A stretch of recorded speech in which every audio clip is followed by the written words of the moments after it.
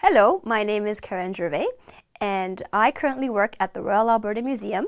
I've had different job postings, for example, the City of Edmonton, the provincial parks, and also different managerial experiences as well.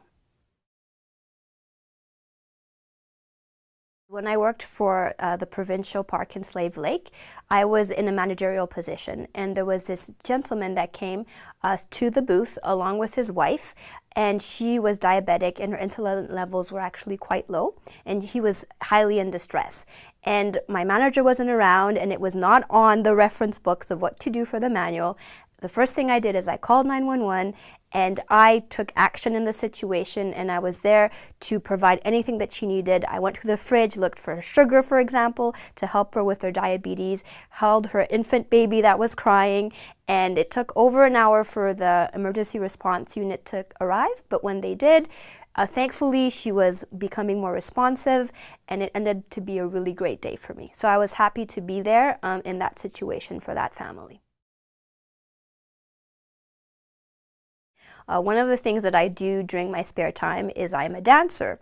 And I tend to find that sometimes when you become overconfident, that's when you can make mistakes. And there's been times on stage when I'm like, I know this routine, I can do it. And then I fail miserably. But the ticket is to fail, but to make it look really good so nobody knows that you actually did it. So the experience that I've done through dancing translates really well to the work environment. For example, I am a very self-disciplined person, as well as I'm able to carry forward into a presentation or a task that I do and make it look good, even if there might be mistakes along the way.